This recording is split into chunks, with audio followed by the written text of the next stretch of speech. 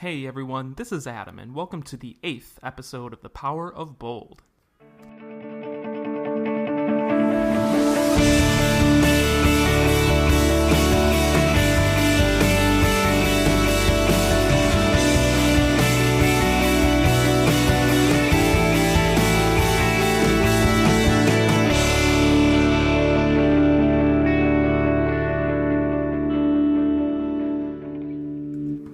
How's it going, everyone? I'm really excited that you're here with me for this episode.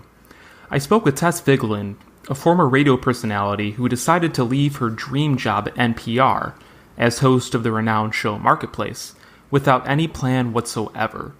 She's the author of Leap, Leaving a Job with No Plan B to Find the Life and Career You Really Want. The book was released in 2015, and I was really inspired by it when I was thinking of leaving my job. So I had to invite her to the podcast so that we could discuss her story.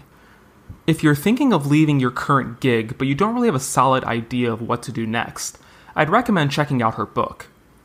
While your story and circumstances are obviously different than hers, the book can really challenge you to think about what you want out of life, and whether you're mentally and financially ready to leave your job without a plan B.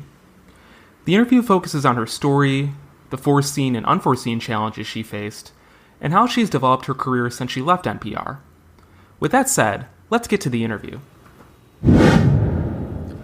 We now welcome Tess Vigeland to the podcast. Tess has spent most of her professional life in the media industry, most notably at NPR.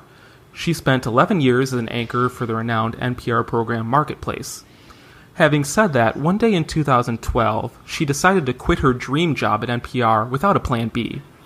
And she documents her journey in a 2015 book called Leap, Leaving a Job with No Plan B to Find the Career and Life You Really Want. So Tess, thanks so much for being here. It's my pleasure, Adam. Thanks for having me on the show. To start off, I understand that you're currently living in Bangkok right now. And so after leaving NPR with no plan B, did you ever really foresee anything like that happening? That would be a big capitalized no. N-O, no. Absolutely not. It never even would have entered my mind. But here I am. Right. Are you just living there just for a couple months, or are you traveling around? No, I left the States in December of 2015 and landed in Vietnam, where I lived for 4 months and traveled throughout the region with using Saigon as a base.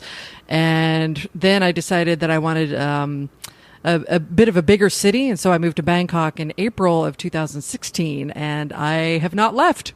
I'm still here. And I've traveled to 14 countries in the last year and a half or so. Wow, that's incredible. And actually last summer I visited Vietnam for a couple weeks with my girlfriend, and it was just a terrific experience. I could see why you want to stay out there for a while in Southeast Asia. It's a really wonderful part of the world. Vietnam was extraordinary. Thailand is even more extraordinary. And, Southeast Asia is one of those places that I think a lot of Americans don't get to because it seems so far away. And it is. I am quite literally halfway around the world. But I encourage everyone to put it on your list of places to go in your lifetime because it is magnificent and fascinating and very, very hot, as you know. But, the people are just the warmest, friendliest people. And I really encourage people to get here at some point. I totally agree with that. Once you get over the 15, 20-hour flight, however long it is right. well worth it. Right, exactly. So if we can go kind of back to the beginning of your professional life to start out here. In the beginning, you grew up in Portland, Oregon, and in your book, you indicate that you've always had an interest in journalism. You attended the Medill School at Northwestern, and then you found a job at a radio and TV station in your hometown. Yep. And so while journalism called to you and you had dreams about where your career would eventually go, did you have a concrete long-term plan? How did you really think about that? Oh, absolutely. I think I had a plan from the moment I decided to become a journalist, which was actually fairly late. I didn't get to my high school newspaper, which is where a lot of us start, until my senior year. Or actually, no, it must have been like halfway through my junior year. And up until then, I thought I was going to be going to music school because I was a pianist, classical pianist. But then I just got the bug. I got bitten by the news bug and decided to go to journalism school. And from there, After my freshman year at Northwestern, I got an internship at Oregon Public Broadcasting in my hometown of Portland. And they were short-staffed for the summer, and I ended up being on the air as an 18-year-old and on radio. And that's when I really just absolutely fell in love with public radio. And I started listening to all the shows and picking my favorites. And I decided very early on that the place I wanted to work someday, somehow, was Marketplace, which was the business and economics show, which sounds really boring, but Marketplace is I don't know. It's hard to describe. It's economics with a twist. And, the whole goal is to make it possible for people who don't think they like or understand economics, to do both in an entertaining way. And I just loved that, even though I got a C in econ in college. So, I set out that goal really early on before I even graduated from college, and was very fortunate to be hired then by Oregon Public Broadcasting when I graduated. And from there, with a very small exception, was in public radio for the next 20, 25 years. Wow. And so what was it specifically about NPR that really attracted you? I know it's the most prestigious public radio station in the country, but was there really anything in particular that really drew you to NPR? Well, I think public broadcasting does such a service by avoiding the soundbite culture. It is so dedicated to making sure that people understand context in news. And that was really important to me. I didn't want to have to go. First of all, I didn't want to have to go out, chasing ambulances. I didn't want to have to do, the silly little dog and cat stories that you see at the end of every local TV newscast. Bearing in mind that I absolutely love dogs and cats. That's not the point. But, I find local TV news, very frivolous. So I knew I wanted to be in broadcasting because I love the performance aspect of it.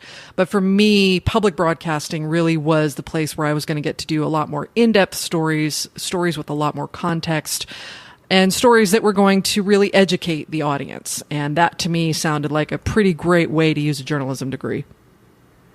Right. And if you don't mind me just going back to what you said earlier about how you kind of just jumped at an opportunity when you were 18 and you were on air. Yeah. That seems like a pretty rare occurrence for people in the industry. So I'm sure you were nervous. How did you overcome your fear in doing that? Boy, it's hard to remember. I was 18, so that was 30 years ago.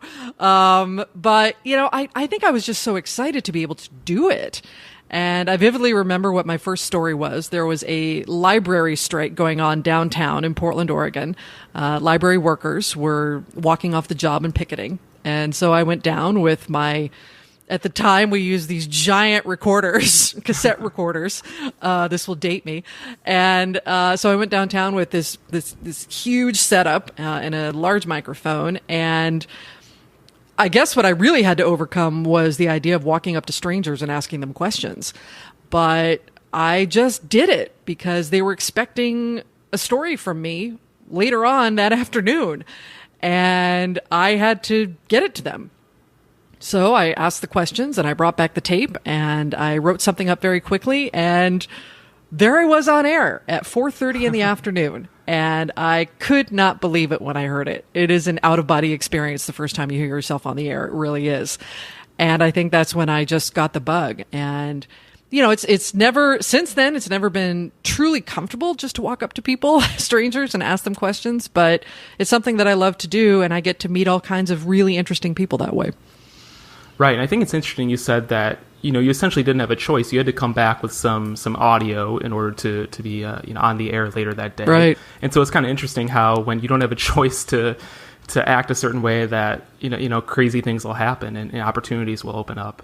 Yeah, you get over your fear real quick when someone is counting on you like that. Right. The on-air light is going to go on, and you better have some material. Exactly. Period. Exactly. And so beyond that, beyond your first job, you went to a newsroom in Boston for a couple of years, I believe, and then you went into the PR industry. But first, I really have to ask you, you interviewed Muhammad Ali, I believe, in Boston. So what was that like? Can you talk about that? Yeah, that was one of the first stories I did when I joined a sports program in Boston, which all my friends thought was absolutely hilarious because the only way I knew where the 50-yard line was on a football field was because it says 50 in the middle. I was not a sports fan. I grew up with the Portland Trailblazers basketball team, but that was about it. So I had a really steep learning curve. But one of the first stories that I did was to interview Muhammad Ali, who was getting an award from a local sports organization. And boy, hello, talk about being thrown right into things. Interviewing one of the most famous men in the world, certainly one of the most famous athletes in history. And, at the time he was well into his disease. And so I knew it was going to be a challenge getting anything from him on tape because he just has such trouble speaking. But, I was given access to him and I asked him a few questions and he tried to answer a little bit, but I mostly had to use, the person who was accompanying him that night. But just being in the presence of such a magnificent, not just athlete, but a magnificent person, and a historical figure was quite extraordinary. For one of the first stories that I ever did as a sports reporter. I count myself as incredibly fortunate to have been able to meet him at all. Right, and that's amazing that was one of your first interviews in Boston. Yeah. And Boston is such a great sports town, like you said, ultimately. Right, so right. I'm sure you met some really cool people. And I believe at the time, so when you were in Boston, you were doing some freelance work for NPR, right? Yes, all throughout my career, I was doing freelance work for NPR. And the biggest story, just to go back to Portland, the story that really made my career was Tonya Harding, who some of your audience may remember was the figure skater from Portland, Oregon, who whacked Nancy Kerrigan on the knee back in January of '94, and it turned into this huge circus. But that was actually my big break, and part of the reason that that the folks back in Boston knew who I was because they kept hearing me on the network. Right, and so that's just crazy that you were in the right place at the right time for that opportunity, yep. and it just kind of blew up from there. Yeah, exactly. But yeah, so I was filing for NPR most of my early career, and the way that happens is that they take stories from reporters at local stations and then put them on national air. So when I say I was on NPR, I was still working for the local station, but they would buy my stories from me and put them on nationally. Right. And actually, I'm a little familiar with that. I worked at Fox News for a little bit, and so the affiliates would contribute, packages and content to Fox News nationally, and then we'd send it out. Exactly. And so, like you said, you were doing work with NPR on the side, but then your dream job kind of came out of the blue when NPR asked you to host overnight sessions of Marketplace. Right. And so this opportunity just kind of fell into your lap. Is that right? It did, because at the time I had actually left broadcasting, having gotten frustrated with my workplace in Boston. I had left broadcasting for public relations. And I was still doing a little bit of freelancing on the side, particularly when I lived in Europe for a short time. And so I freelanced from there. But I really thought, there really is, at least at the time, there was kind of a prohibition against the revolving door from public relations to journalism and journalism to public relations. So I figured that leaving radio, that was it. I was done. But in 2001, Marketplace called and said, we have an overnight slot for you, or not for you, but we have an overnight slot open, and we'd like you to come out and audition in Los Angeles. And when Marketplace calls, you say yes. Period. End of story. So I flew out and did an audition and was offered the job, and ended up moving out to Los Angeles, driving from Boston just a couple of days after 9/11. And I started working at Marketplace 2 weeks after 9/11, right after the stock market reopened. And, from there, it became this incredible journey, a real dream job that I could not believe I was in. As I said, after I had my internship in '87, I had decided that I wanted to work at Marketplace someday. I figured it might take me 20 years. It might take me 30 years in my career. But here I was 32 years old, and I got an anchor slot at one of the premier national business shows in the country. So I had to pinch myself pretty much every day when I went on the air. I was very, very fortunate.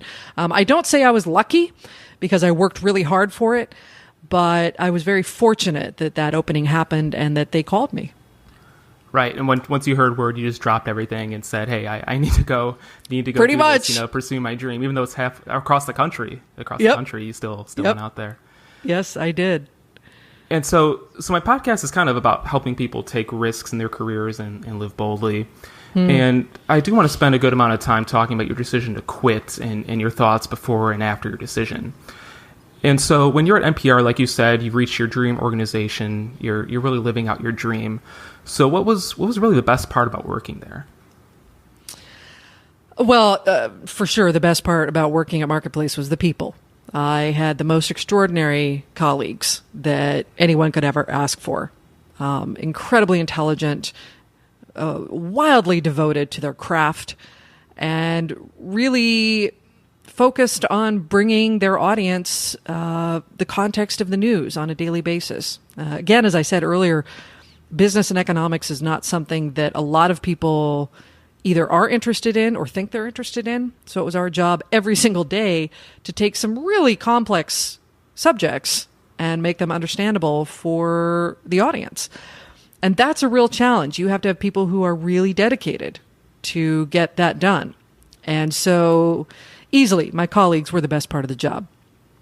Do you have an example of that? Like how you had some really complicated issue and distilled? Well, Sure, yeah. I mean, when the financial crisis happened back in 2007, 2008, all of a sudden we started hearing terms like collateralized debt obligations, CDOs. And we had to take those really complex financial instruments and translate them as though they were a foreign language.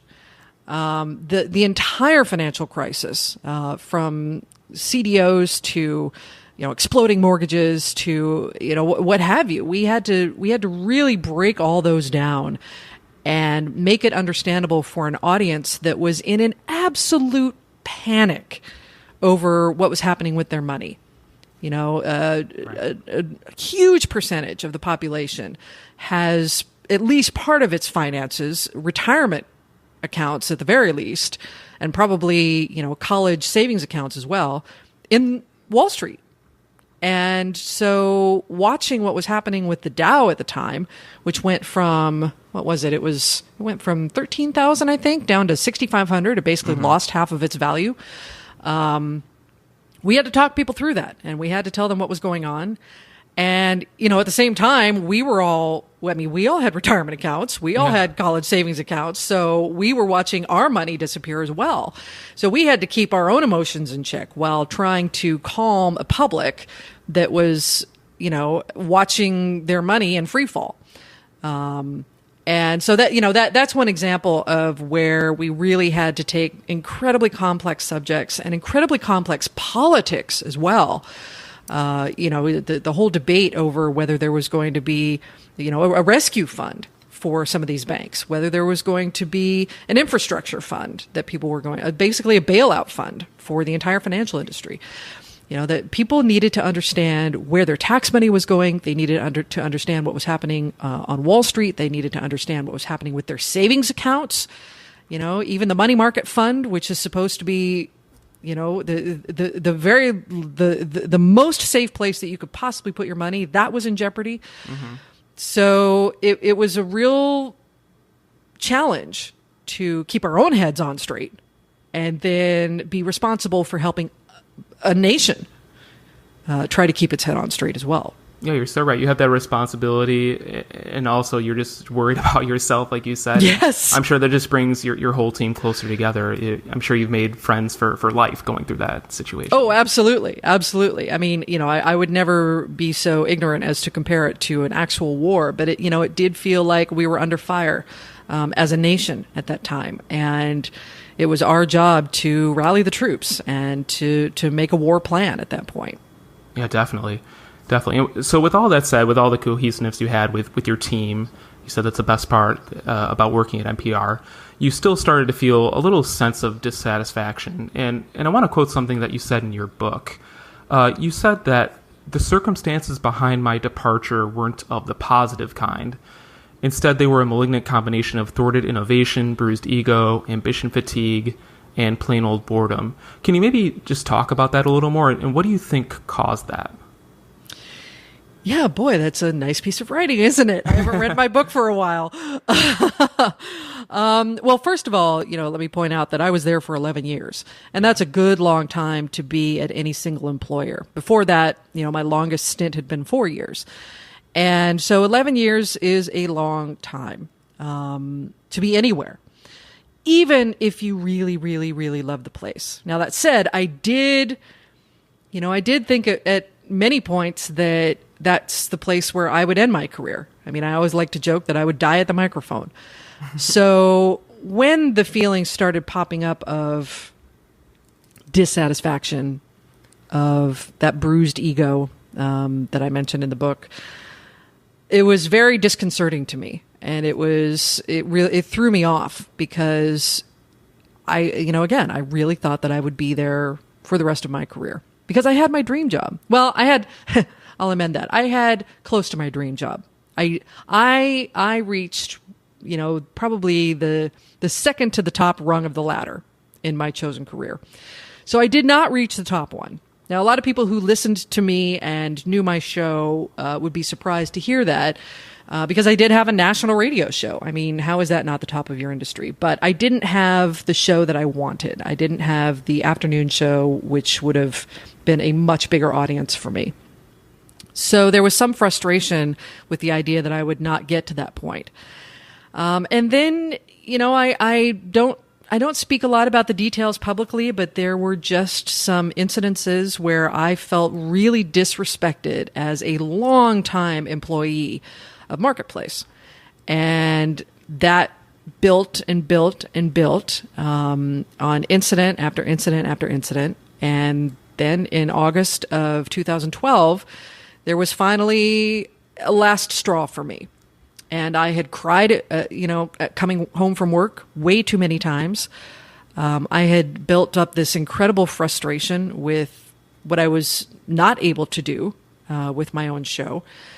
And I got home from work one day and said, you know what? That's it. I can't take this anymore. And I shouldn't take this anymore. Now, there are plenty of people who get frustrated with their workplaces and don't decide to quit. I was fortunate that my husband at the time was able to pay the mortgage, and I knew that I was going to still be able to get some freelance work, so bring in some income. But what I didn't know was what I wanted to do next. When you're at the top of your career, it's hard to know where else to go. But I made what was really a very emotional decision. I had not thought about it. I had not planned for it financially. I had not kind of had this idea that this was going to happen. I really quit in a fit of pique, which I don't encourage anyone else to do. Mm-hmm. But I did it. And, I gave them 3 months notice. So I actually had 3 months where I could have changed my mind, but I didn't. Because I was too angry. Yeah.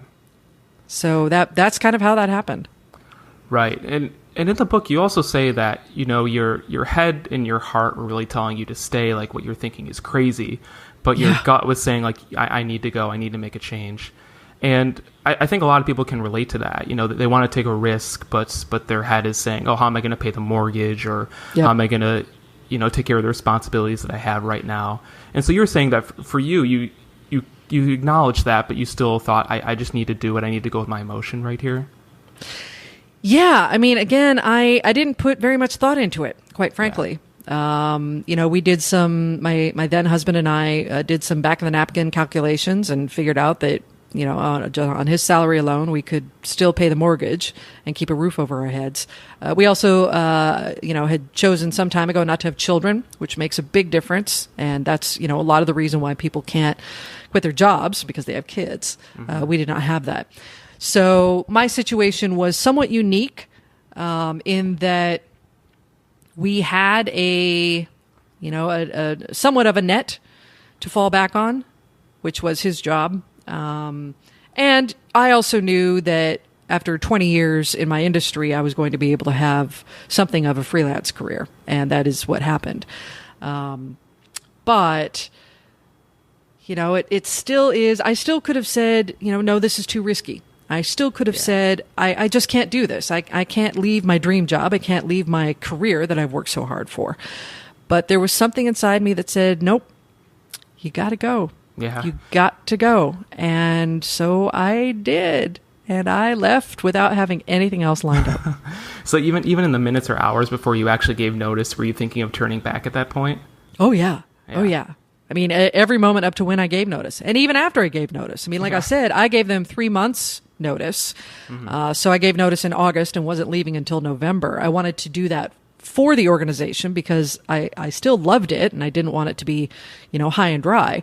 So I gave them 3 months notice and I could have changed my mind at any point. And there are many, many, many, many, many times when I almost did. And then I just kept telling myself, you know what? There have just been too many times when you felt disrespected, when you have gone home crying. And at that point I was 43 years old. I was too old to be going home from work crying all the time. Yeah. And, even though I loved the job itself, I never, ever stopped loving the job. It was where I was working that was the real problem. And so I just felt like I just had to go. And, yes, I could have been looking for a job that entire 3 months, but it ended up being 3 of the busiest months of my entire career. So I literally did not have time to look for another job. But yeah, I mean, the regret continued after I gave notice, and it continued after I left. Right. And it's funny you said the 3 months after you quit were the busiest that you had in a while. And so do you feel like the busyness kind of eliminated some of the negative thoughts or fears that you had in your mind? Yeah, that was a critical part of doing it. Yeah, I didn't have time for that. I kept doing the job and kept doing it to an extent that was almost frenetic. It just happened to be that fall was a crazy time in my career, crazy good, but I was just unbelievably busy, and that absolutely kept at bay, a lot of the panic that I think could have overwhelmed me and caused me to change my mind again. Right. Which, I look back now and I'm glad for that. But at the time, I think I just never really bothered to think through all the ramifications of what I was about to do. Mm-hmm. And I do want to ask you about another quote that you have in the book. It's actually in the prologue. And you talk about leaps of faith, and you say, what's amazing about a leap of faith is how everyone around you is so sure it's going to work out, when deep down you are so sure it won't. And I totally sympathize with this thought. I had the same thought on my mind once I left my job earlier this year. And so did you really change your mindset to see more of the upside of your situation, or do you still have this feeling that, things aren't going to work out, even though your friends and family are telling you it will? Yeah, that's from a speech that I gave about 8 months after I left. And, what I was pointing to was that in our society, as much as we all fear the risk taking, everyone around us thinks it's amazing because they're not the one doing it. And everyone is like, oh, you'll be fine. You'll be great. You're doing the thing that all of us want to do our entire lives. You're taking a risk and you're jumping into something new, and it'll all work out. And, this is what I heard pretty much on a daily basis after I gave my notice. And yet for me, because it was me, I was like, this is going to be a disaster. This is never going to work out. I have done the dumbest thing I could possibly ever do in my entire life, and I'm going to rue this day and this time in my life for the rest of my life. So a lot of what you have to do is, get over that voice in your head. And, you have to acknowledge it because it's valid and those concerns are always valid. But you also have to get yourself to a point where you're like, you know what? All these people have more confidence in me than I do. And I need to get myself to that point where I'm as confident in what I can do and who I can be and where I can take this as everybody else is. And that's a really long process. Yeah. How did you get to that point, or what strategies did you use to really feel more confident in your abilities? I didn't have any strategies, quite frankly. And I look back and it's hard to pinpoint how that happened. I mean, a lot of it is personality, sheer force of will. And not everyone is fortunate enough to be able to tap into that. Although I think it's a worthy exercise to try. But for me, I also tried to keep busy. I made sure that I had assignments. And then the second risk that I took was this speech that I just mentioned. And I mentioned the speech because it's the speech that led to the book. And, once I had a book contract, then I knew that I had made at least a partially correct decision in leaving, because this was, the next thing that I was going to do. But I almost didn't do the speech. I didn't want to do the speech. My friend had asked me to do it and basically talk about what it's like to leave your job without having anything else lined up. And I said, no, I'm not going to talk about that because it's going really awful. And I feel terrible about myself. And I feel like I made the biggest mistake that I've ever made in my entire life. And no, I'm not going to tell 3,000 strangers that. But he wrote back to me and said, that's exactly why you should do it. And so in July of 2013, I gave this speech in front of 3,000 strangers, which is now the prologue of the book. And I talked about how difficult it was and how it's not easy and how it's not all sunshine and light and unicorns and rainbows. The way I think you hear a lot from people who say, oh, just take the leap and everything will work out. And follow your dreams. And once you do that, it'll all be great. Well, no, that's not how it happens. Mm-hmm. And I didn't even have a happy ending to my story. When I ended the speech after 35 minutes of talking, I said, I don't know what I'm going to do. I still don't know what I'm going to do. But fortunately for me, there was an executive editor from Random House in the audience. And 11 days later, I had a book deal. So, I'm exceedingly fortunate that it turned out the way it did. And it won't always turn out that way for everyone. And here I'm here now in Bangkok without a job, and I don't know I still don't know what I want to do. And it's been, next August marks 5 years since I left Marketplace, and I haven't had a traditional job since then. I've basically been a freelancer and a book author. So whether, will I go back to something more traditional? I don't know. Right now, I love my life the way it is, and so far I'm doing okay. Mostly because I sold my house in LA and there you go. made a chunk of money. And again, right. not everybody can do that. So I'm a bit of a special case all around. But that said, I talked to a lot of people for the book who had done the same thing that you did, that I did, and left without knowing what they wanted to do next. And what they did was they allowed themselves and prepared themselves to take some time to figure that out. I think so many people just go from one job to the next with no break in between to think about, do you like your job? Do you like your career? Do you like what you're doing? Or do you want to do something else? How could you make that happen? And that requires some time. It requires some space, some headspace. So what I really encourage people to do is try to take some of that time in between the gigs that you have, because right. you may find what you're really looking for.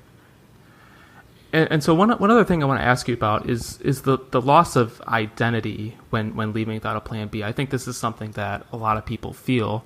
Yeah. And I think you say in the book that you felt it too, because, you'd introduce yourself as the Tess Vigeland from NPR right. when you'd go meet people or you go to cocktail parties or things like that. Right. And so once you leave without a plan, then, that obviously disappears, and the sense of identity is somewhat questionable, I guess, in your mind, even though it's not right. So how did you overcome that loss of identity?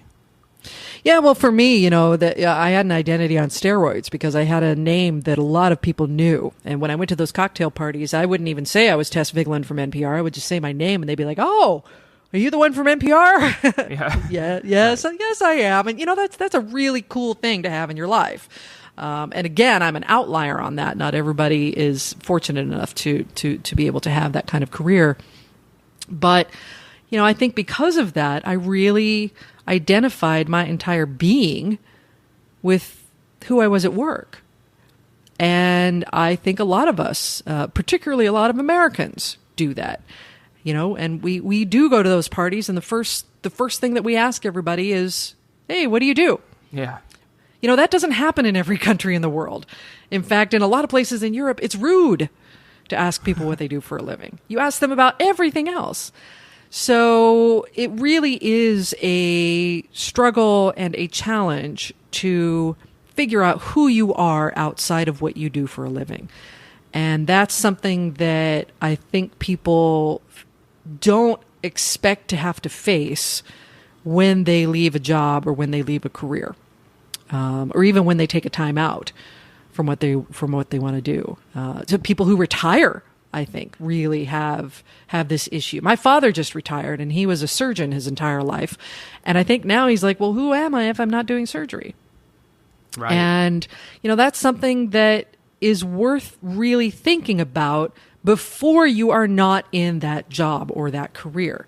So if you start taking a look at who you are outside of what you do, before you leave any career or job that you might have, I think that's really healthy. You can point to, what do you like to do outside of your career? What do you do on the weekends? What do you do with your kids? What do you do with your spouse? What kind of travel do you do? What kind of hobbies do you have? And think about those as making up who you are in addition to what you do for work. Again, I think this is maybe not uniquely American, but certainly in America, we are completely focused on what we do for a living. That's the most important thing that anyone can ever do. Well, that's simply not true. So I think if you go through that exercise, it really is helpful, even preparing for retirement. If you're 30 years old, think about who you're going to be when you retire in 40 or 50 years. I think that's a really worthy and worthwhile exercise that we really don't do on a regular basis. I definitely agree with that. And I think the loss of identity factor actually prevents a lot of people from leaving because they may, preempt this whole thought exercise before they quit their job. Like you're saying, they should, but it may actually prevent them from leaving because if they leave, then, who am I, right? Who am I? Yep. And so I think that's something that's pretty difficult for some people. Absolutely. And so if I could just ask you one more question here. If you could do it all over again, would you really do anything different? Really good question. Yes. I would say that one of the things that has been the biggest benefit of the solo travel that I've been doing over the last year and a half was that it has given me a confidence in myself and in my abilities and in who I am that I wish I had before I gave notice. I wish that I had spoken up at work. I'm one of those people who had a real case of imposter syndrome. And, despite my expertise, despite my, multiple years in my career, I never understood why I was good enough to be where I was. I never understood why I had the job that I did when there were so many other qualified people who could do it as well. Well, now I look back and I'm like, yeah, I was damn good at it. That's why I had it. If I wasn't good at it, they wouldn't have kept me there for 11 years. And I wish that I had known that at the time, and I wish I would have felt that at the time, because I think that would have given me much more power to speak up in a place where I wasn't feeling appreciated. And had I done that, I don't know if the outcome would have been different, but I wish that I would have pushed for my own case more than I did. Now, that said, I look back on the last 5 years, and I don't regret what happened, because the last 5 years have been extraordinary. I mean, like you said, hi, I'm living in Bangkok. What? Right. But I do wish that I had the confidence, back then that I have now. But that said, it's all the experiences since then that have given me that confidence. So, that it's that old cliche, life is a journey, and you learn these things as you go. And I guess I would say that what I've learned most out of it is that, you do have to be your own best advocate. And B, you do have to listen to yourself when things don't seem right. And I think a lot of people don't do that. They just shove it down and they ignore it because taking a risk is really, really scary. And it involves all kinds of sacrifices that you might have to make financially, emotionally, with your family, all of that. But your body tells you, your brain tells you when you need to make a change. And you really, really need to sit down and listen to it. Right. That's all great. Thank you so much, Tess, for everything, for speaking about your experience and all the insights you gave here. So if people want to learn more about you or get in touch, should they go to a specific website or on social media? Sure. Yeah. I mean, I'm on all the social media. I'm on Instagram and Twitter, and those are all at Tess Vigeland. I'm also happy to be friends on Facebook. And I have two websites. One is the old one for me as a freelance journalist and as an author, and that's tessvigeland.com. But if you want to read about my journey over the last year and a half and traveling throughout Southeast Asia, that's tessuntethered.com.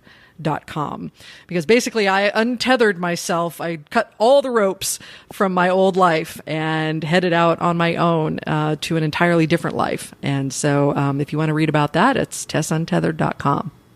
Very cool. And I will link to both of those in the show notes. And I wish you all the best in Bangkok. Like I said, I loved visiting out there for a while, so I'm sure you're going to have a great time here. Yeah, we'll come out to Thailand. It's the food is even better than Vietnam, I think. So I'm sure. Thanks, Adam. It's cool. really been a pleasure. Thanks, Tess. So that was Tess Vigeland, and I want to thank her once again for appearing on the podcast. She has quite a story, and I really hope that you enjoyed it. So that's it for this episode. Thanks so much for tuning in. If you'd like to get in touch, you can reach out through Facebook or Twitter. And for show notes, visit thepowerofbold.com. See you next time.